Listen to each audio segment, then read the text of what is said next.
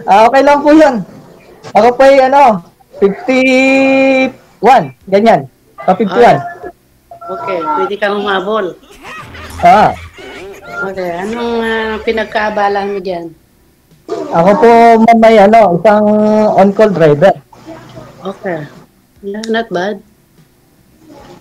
Pag may tawag Ano po, naman? Okay. May anak? ah, may anak po ako, dalawa. Okay. Mahina ka. Ako, 4. Tama na po yun, ma'am. Bakit Dahil, mahal bigas? hindi rin po naman kami nagtagal nung misis ko nagsama. Hindi tama na po yung binigay sa akin ng Panginoon hanggang dalawa lang. Pares po bababayan ako. Okay. Ilan taon na sila? Ang panganay ko po 27 na. Okay. Parehas tayo. Ang babae ko po ay 24. Yung bunso. Okay. Pares po. Halos parehas tayo. Yung panganay ko kasi mag-28. Tapos 25, ay 26, 25, 22. Na ano po. Taga saan po kayo, ma'am? Sa Pangasinan. Pangasinan po. Okay po. Mabuti po naman Ano ka different kayo. Pangasinan? Luzon rin kayo. Luzon. Teka lang po, ma'am, ha? Buhatin ko lang. Kulit yata yung Uy, apo. kabasa. May apo yata. Yeah. Kaalaga po na po. Ay, may apo ka na? Opo. Okay. Ako, wala pa. Meron po ako isang apo. Bali, ang apo ko po ay bali 3. Sa pamangking ko po 2. Sa anak ko po 1. Okay. Ay, maganda yan. Matagal na po kayo, ma'am, dyan? Going 20 years. Aba, matagal na po. Parang yung aking relation do sa Pasko, 20 years na wala na. Okay. Ako bago pa lang, 2 years pa lang kami hiwalay ng mister ko. Ma'am na zero, ma'am. Ay, ganun talaga ang buhay. Kung hindi tayo okay lang. Alam mo naman ngayon, maraming dagger sa maraming mga babaeng din. Oo, tama po yan. Meron po kasing karamihan naman ang relasyon talaga, hindi natin masasabi kung talaga tatagal o hindi. Yeah. Kahit gusto mo, kung ayaw na sa'yo, di wala tayong magawa, di ba? Kasi Nagkakaroon po minsan talaga ng problema. kung napanood nyo po ito si ma'am kagabi, sir, sabi nga ho ni ma'am, hindi na daw, yung kamay daw po niya, yung mga ugat-ugat, medyo napapasma na. Kailangan daw ho, may mahawakan siya na mainit-init para mabuhay yung mga ugat. Oho. Ganon. Kayo po pala yung nakasalang kagabi. Oh, napanood mo? Bali, yung dito na lang po sa replay kasi po ako may ginagawa po kagabi. Okay. Pinanood ko nga yung kagabi, sabi ko, ano ba yan? Para akong doon. Parang Okay na. Parang mukhang. Okay lang po yun. Ganon po talaga. Ako naman, gusto ko lang kaibigan muna. Kasi dito sa Norway, boring. Sa ngayon, wala na rin akong ginagawa sa buhay. Nasa bahay lang. Nasaan po yung inyong pamilyang, mga anak po ninyo? May mga sari-sarili na rin silang, kasintahan. Nandito po sa Pinas? Dito sila lahat? Okay po. Migrate po pala sila diyan. Kasi 20 years na kami dito, kaya. Mabuti yan. Wala kayong intindihin na ho dito sa Pilipinas. Wala naman na, yung mga kapatid ko. Marami akong kapatid. 10 kami magkakapatid. Pakilan po kayo, ma'am? 7. Pampito, Tanong po kayo sa akin, ma'am. Kaya magtanong, ano ba ito? Naninervous ako, DJ Jel. Kaya ito palang tanungin nyo ho kung mainit-init pa, ma'am. Mainit pa yan kasi 51 pa lang. Ako, wala na. Malamig na ata. Oh? Kasi nasa malamig akong lugar. Kaya malamig. Norway nga pa. Lugar po ni Santa Claus yan. Tama-tama po. Magpapasko. Yan. Kaya Huwag po ganito kayo lang. Ano ba itatanong ko sa'yo? Bahala po kayo. Ano, nakakaintindi ka ng Pangasinan? O Tagalog? Nakadaan lang po ng Pangasinan. Okay. Bisaya ka? Tagalog po. Tagalog na puro, okay. Southern po ako, Southern. Sa Southern. Yeah. Pwede Yeah, po kung gusto mo makipagkaibigan, okay lang naman sa akin. Parehas po tayo. Kung ano po ang ano nyo, ganun rin po naman eh. Ire-respeto ko po yung gusto niyo. Kasi alam mo sa totoo lang, parang ayaw ko na rin kasi yung asawa ko nagsama kami ng 28 years. Tapos binaliwalan yung pagsasama namin. Kaya parang natatakot na rin ba? Balo po ba kayo sa buhay? Ibig sabihin hiwalay? Ganun po ba? Hiwalay na talaga kasi nag-asawa na ng iba. Okay po. Ako po naman nahiwalay rin 20 years na. Kasal Pero, kayo? kasal po ako, ma'am. Pero, Pa rin? 20 na po ako hiwalay. Okay, matagal na. Bakit hindi ka nakahanap ng iba? Bakit ngayon ka sumali? Kung po ako ng isa pa, kaso lang po, hindi tumagal po ng 8 years. Eh, ang problema, karoon po ng problema sa kasi anak ko po ay dalaga po, walang asawa. Ang problema po, naghahanap po ba ng kasal, hindi ko maibigay sa kanya. Yun na nga. Ako rin kasal ako dyan sa Pinas. Po? Kasal din kami dyan sa Pilipinas ng dati kong kasama. Ganun. Yung sa akin po kasi, yung Paskong huli, yun nga po, naghiwalay rin po kami. Nag-ano po mama ko sa nagpakasal sa iba. Naghanap po ng papakasalan siya eh. Hindi ko po kaya ibigay. Yun ang importante rin, di ba, sa mag-asawa. Mahirap din yung live-in, tapos mahirap yung tinatago-tago pa, ganun. Kaya Nga po nun sa akin alam naman niya na may asawa po ako. Ang problema lang po, naghanap talaga. Hindi siya kontinso yan. Yeah, kaya dapat habang nabubuhay, maghanap din. Maghanap-hanap kung ako talaga sa totally, parang ayaw ko, gusto ko kasi matanda na rin ako. Tapos, nasa Malaya ako. Paano yan? Nasa Malaya ako. Oo nga po, may na po kayo dyan eh. Citizen na po kayo dyan eh. Pero sabi niyo po kagabi, ma'am, di ba, magpo-for good ka na rin dito sa Pilipinas pag sakali?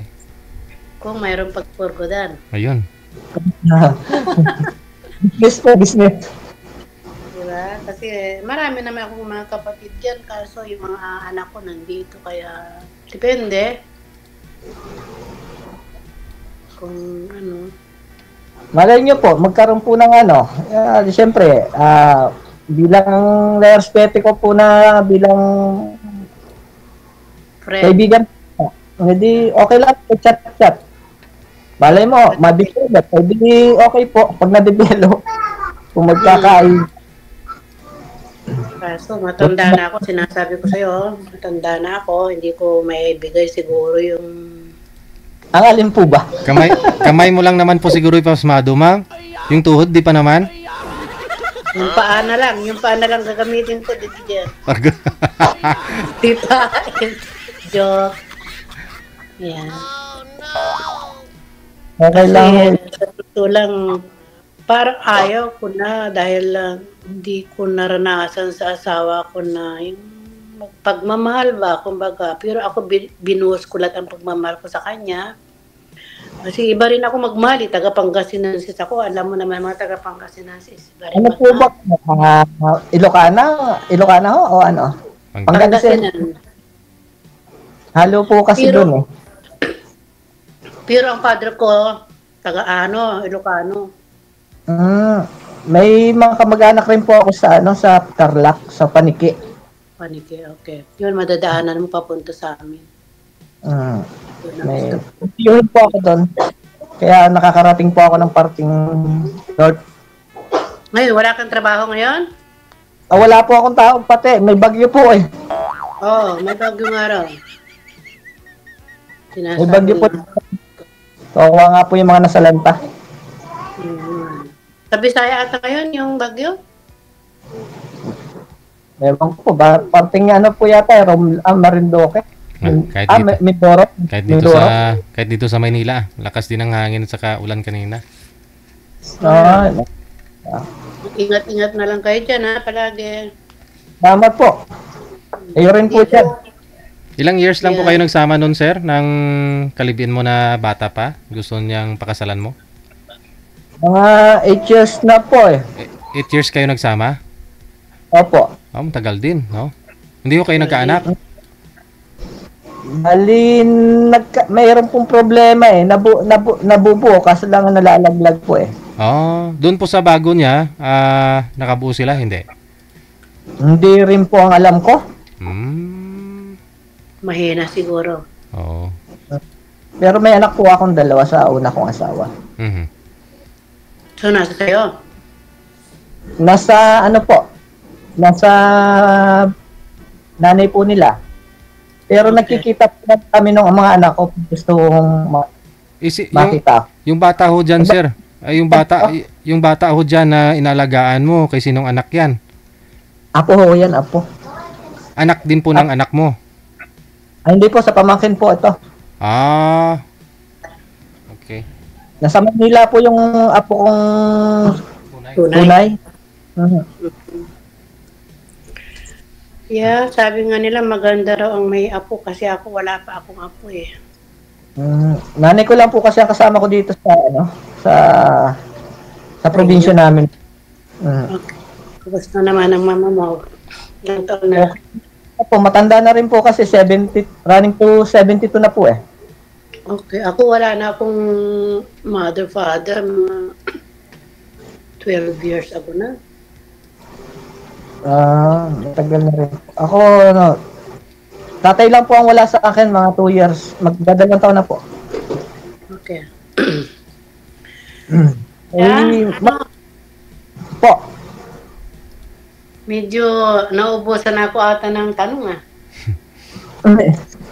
Ganun po talaga. Dahil di ako sanay, ngayon lang talaga ako nakisali sa mga ganito. Tapos nakaano pa pala ito, Digigel, around the world. Oo naman. Parehas lang po tayo. Pinanood ko po ulit-ulit yung ano kagabi, sabi ko ano ba ito? Para akong nagdalaga. Mabalik sa Ay, marami nga ho nag-mind sa'yo eh. Kahit dyan ngayon sa comment section, no, sabi kung ayaw mo daw umuwi kay sir, sa kanila ka na lang daw uwi, ma'am. Ganun ba? Oo. Sige, kita-kita tayo. Walang problema, kita lang naman eh. Depende. Ako ang hinahanap ko sa isang lalaki, yung mabait, mapagmahal, kasi ako talaga, totally hindi ko naranasan na inaruga ako ng asawa ko eh. Madali lang po, ma'am, ma-interrupt ko lang po yung sinasabi niyo. Madali lang po kasi magsabi ng totoong mabait o ano. Ay, ang hirap po naman niya kung hanggang salita lang. Maganda po yan yung lalaman niyo talaga ng ano. Uy, makikita mo talaga yan. Sa bagay, hindi mo masabi kung hindi mo nakasama. Diba? Bihin ko po na mabait ako. 100% ay bibigay ko yung kabaitan. Ay kung deep inside naman sa kabilang ano eh, hindi pala totoo. O sana, DJ, ito na yung hinahanap ko, DJ, yung bait. Yung bait lang ba? Yung Hindi. bait. Pero sir, mabait po kayo, sir. Mabait po kayo. Opo naman. Okay. Yun lang po ang garantiya at saka yung kasipagan sa loob ng bahay, marunong rin po ako sa loob ng bahay. Sa labas ng bahay? Trabaho lang po, trabaho. Iba na yun, pag iba sa labas ng bahay, iba na yun, DJ. Sa labas ng bahay po, trabaho. Pag sa loob ng bahay, gawain bahay po. Okay. Yeah. Ako naman, sa totoo lang, laking hirap din ako, kaya lahat ng ano, alam kong gawin. Negosyo. Dati kasi may negosyo ako dyan sa Pilipinas. Opo. Tapos nung sabi ng mister ko, sama ka, sabi niya. Kasi totally ayaw kong sumama eh. Dahil ex-abroad na rin ako dati sa Singapore. Kasi alam ko naman ang buhay ng Pilipinas maganda kung may negosyo ka, Negosyo. di ba? Opo. Opo. Kaya, hindi sinama kami dito, tapos ganito ang nangyari. Kaya, wala Pero at tayo least umabot pa sa 20 years kayo dyan na magsama, ma'am. Ilang years? 18 years kayo nagsama ng Vietnamese mong asawa, no? 28 years, DJ? Dyan sa Norway ba? Sa Norway. Mula nung dinala ka 20 nila. years. Magti 20 years din. Kasi may na 18 years kasi Naghiwalay na kayo 2 ano years eh. 2 years na kaming hiwalay ngayon. Mm. Bukatid pa ho pala sa point na gano'n, ano ma'am?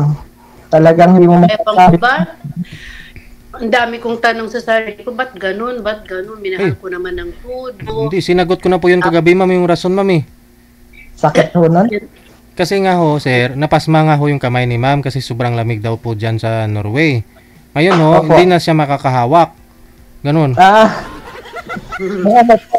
Kaya naghanap na maghahawak. Opo, yun yung sagot. Ganun po ba yun? Pala yun ang naging dahilan. Ang babaw po naman nun. Ang babaw nga eh. Kaya sabi ko, siguro yung nahanap niya, yun, hawakan niya na lang buong magdamag maghapon. Siguro. Aragoy. Ang hirap po ng mga ganyan dahilan lamang dahil hindi po ko accept na ang Ang paghahaw. talagang buhay, kung hindi para sa'yo, hindi para sa'yo. Hmm. Kaya nga po. Kahit sabihin niyo pong matagal na, hindi hangga't nabubuhay ka, hindi pa ho talaga sure na kung kayo pa rin po Mm. Kaya ganun talaga, wala tayong magagawa. Alam niyo, Pinalaya ko na rin siya. kaya kung saan pumalik Mahirap O ba- naman yung hindi mo pakawalan, gagawa-gawa din na ano yun, hahanap din ng paraan na ano. tatakasan na po kayo nun. Biro mo, kahit nakatabi ko, may kachat siya ng iba, di ba? Ang sakit. Oh no. Masakit. Eddie, wow. Ilang beses na nga 4 times na nga siya nagduko, kaso pinagbigyan ko alang-ala lang sa mga anak ko. Kaso sabi ng mga anak ko, maintindi mo yung sarili mo, wag mo kami intindihin. Sabi ng mga anak ko, yun ang mga pahit na.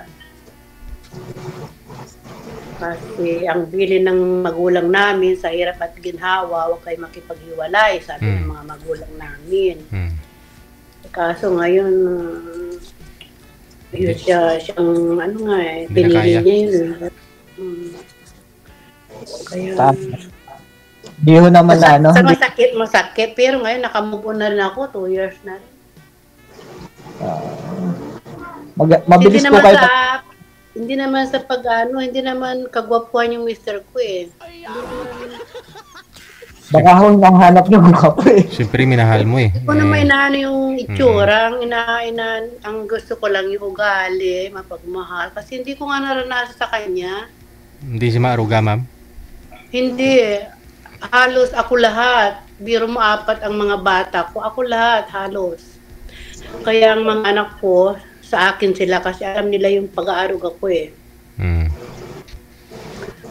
Trabaho siya ng trabaho, yun pala, nagplano sa sarili niya, nagpagawa ng bahay sa kanila. Sakit. Pati ako, hindi ko masabi sa sarili ko, ba't ganun? Hindi naman ako pala alis sa bahay, trabaho lang din dati. May trabaho po kayo dyan. Sa ngayon wala na. Mag 4 years na ako walang trabaho. Pensionada na yan, ma'am, sir. Nag-retired na po kayo. Hindi, parang ganun na rin kasi itong kamay ko nga hindi na rin ako pwede magtrabaho kahit anong trabaho sabi ng doktor hindi na rin daw pwede kaya sa bahay na lang. Baka kailangan, pwede pa ho ma-therapy, ma'am? Kunyari, madala pa sa therapy? Galing ako ng therapy after operation ko dito, nagpa-therapy ako. Kaso lalong napalalo eh. Hmm. Hanggang makit na nga hanggang dito sa Parang namamanhid. Hanggang pataas na siya. Hmm. Tapos nasabayan na rin ng stress dahil nga nagka-problema ako sa mister ko. Hmm. Halos mabaliw din ako dati. Kaso sabi ng mga anak ko, dito kami na. Parang pag naalala ko yung ano ba, parang sariwa pa. Ano ba? Hirap yung mga pinagdaanan ninyo. Ano po? Mahirap pala magmahal, no? Kailangan mo talaga ng bagong ano, ma'am. Taong palagi mo makakausap. Ganun. Dali po magmahal kung sa tao yung karapat dapat sa na mahalin nyo. Yun na nga eh. Ako, yun lang ang hinihiling ko na sana makakilala ako ng mabait.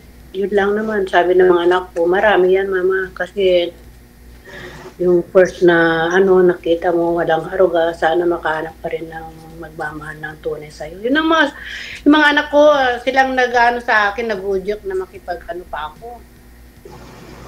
Parehas po tayo. Dito nga po ring eh. Ganon din po sa aking mga anak eh. Hindi na rin po naman talaga hindi. Yung nga lang nga, malayo ka, paano naman ito? Wala. Ganon po talaga. Kung talaga po may pagkakataon, hindi ho naman ako pwedeng pumunta dyan. Mahirap din makapunta rito. Hindi rin kita makukuha dahil sa ngayon wala na rin akong work. Kasi iba rin ang patakaran dito ngayon eh. Opo. Gusto ko sanang mag-work kaso ayaw pa akong pag-worker ng doktor ko kasi nga may nagbe-behandling pa ako. Pero ano pong balak niyo, ma'am? Kunyari, mayroon pa kayong uwian dito sa Pilipinas, dito ka na lang. Mag-negosyo na lang. Yun ang binabalak ko, yun ang sinasabi ko sa mga anak ko. Sabi ko kung pwede lang, sabi ko doon na ako dahil dyan na alam ko naman lahat ng mga negosyo, galing talaga ako sa negosyo. Kaya parang yun ang binabala ko kasi sabi ng mga anak ko, hindi pwede siguro. Bakasyon lang. Tama po yun. So, paano may yan? pagkakataon po kayong umuwi dito sa Pilipinas, gano'n na lang po ang gawin ninyo. So, hindi mo rin madala si sir. Tapos kung maging kayong dalawa, pag umuwi ka dito, kayo. Pag bumalik ka, hindi. Ganun, ma'am, no? Yun na nga ang mahirap eh, di ba? Tapos magastos ang pauwi, di ba? Hindi naman siguro, hindi naman basta-basta umuwi kung gusto mo umuwi. Opo. Yun ang pinakamahirap talaga. Diyan ako sa Norway, hindi ko kayo naghanap, ma'am. Para hindi na ako kayo uwi dito. Hindi, ayaw ko rin ng mga dito. Sabi nga ng mga anak ko, Norwegian ang hanapin mo, ma. Kaso parang malayo sila sa akin, hindi sila parang iba. Kasi ang mga iba kasi dito, hindi naman sa pag-ano, gusto nila yung black beauty. Di palagi ko kayo Ewan mag-ano, ko, ma'am. ang dami ko rin, meron din ako naka-chat na Norwegian. Kaso parang hindi siya interesado, kumbaga. Oo. Hindi mag-ano na lang ako kayo, magbilad po kayo sa araw para medyo maitim po kayo. Hindi naman ako pwede DJ kasi may migraine ako. Yun lang. Oo. Hindi ako pwede. Maputiho pala. Maputi sa maputi kasi nga hindi nga ako naarawan dahil pag naarawan na ako yung matake na yung migraine ko. Ayun nga ang problema na. Di pag umuwi po kayo ng Pilipinas, magnegosyo na lang po kayo. Para kayo makapag sa Pilipinas. Gusto ko na sana dyan kasi may sarili naman kaming bahay dyan. Tapos, depende nga. Kasi dito talaga boring. Mas lalo pag winter, wala sa bahay lang. Ganun po. Wala po kayong trabaho na pala. Wala na, sa bahay lang. Okay lang din sana kung may inaalagaan kang apo. Wala eh. Sarili ko lang. Kaya, kain tulog. Wala. Mas masarap po yung buhay kasi lang nakakainip po. Ano po? Oo, wala. Hindi naman, hindi mo masabing masarap. Dahil may kulang. Hindi naman sa yung kulang. Yung kulang ka sa, di ba, activity ang ginagawa ko kagaya kanina ako gym tapos nag-walking kasi malapit lang dito sa amin yung mall.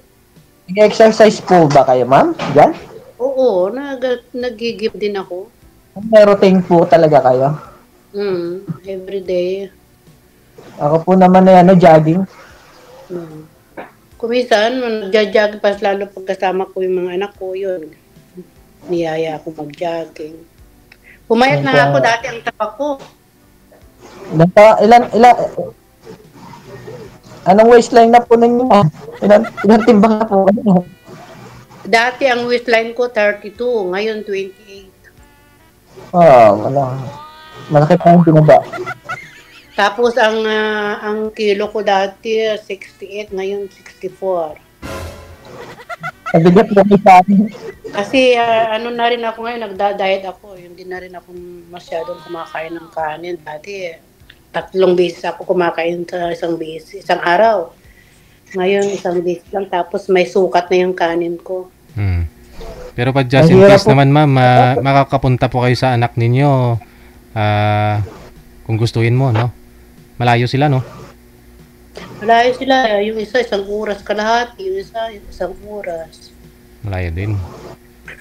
Tapos, wala naman sila palagi sa bahay. Nasa work, yung isa, nag-schooling pa yung bunso ko.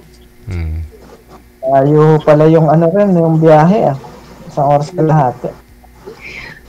Saka hindi ka naman basta-basta pumunta doon kung hindi ka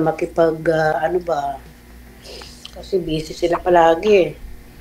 Kailangan po talaga naka-schedule po. Dapat may appointment. Kahit dito, hindi ka pwede sa mga kaibigan mo pag wala ka appointment. Hindi ka gaya dyan sa atin, kumatok ka lang sa bahay. Ganun, dito hindi pwede yun. Hindi po Siyempre, may mga busy din sila sa buhay, tapos trabaho bahay, tapos siyempre may mga pamilya sila. Yeah. Mabuti ho naman yung kasi lang mainit ho naman yung sitwasyon ko nyo diyan. Mag-isa lang ho pala sa bahay. Mag-isa. Paano ho yan? Pag kayo nagkakaroon ng problema? Nakaka-move on na rin. Di gaya dati na parang ayaw kong pumasok sa bahay. Gusto ko sa labas lang palagi. Pag gabi na, dapat talaga ikaw. Enjoy na lang po niyo yung sarili niyo sa mga ninyo, ginagawa. Maglabas-labas kayo, mag-jogging-jogging, ganyan, exercise. Oo, ganun na lang. Tapos pag uwi sa bahay, ganun din. Parang, useless, parang hindi ko alam. Hindi ko maintindihan yung buhay ko sa ngayon. Kailangan po talaga nyo na makakasama pag ganyan. Kung mag-isa na lang ho kayo, naiinip pala kayo, ganyan, boring, parang ganun. Natin ko lang na magkaapo ako. Pag nagkaapo ako, siguro mabihis na rin ako. Ayun, tama po yun. Dahil 4 sila. Pagka, di ba nga ho kayo? Kaya kung sabi ko sa mga anak ko, sige na, gawa na kayo ng apo ko. Sabi ng mga anak ko, busy kami. Dahil siyempre, yung panganay ko, nagtatrabaho, nag-aaral pa kasi kumukuha siya ng master. Pero yung pangalawa, tapos na siya, nagtatrabaho na siya. Ano nga po nun? Kumukuha siya ng psikologi.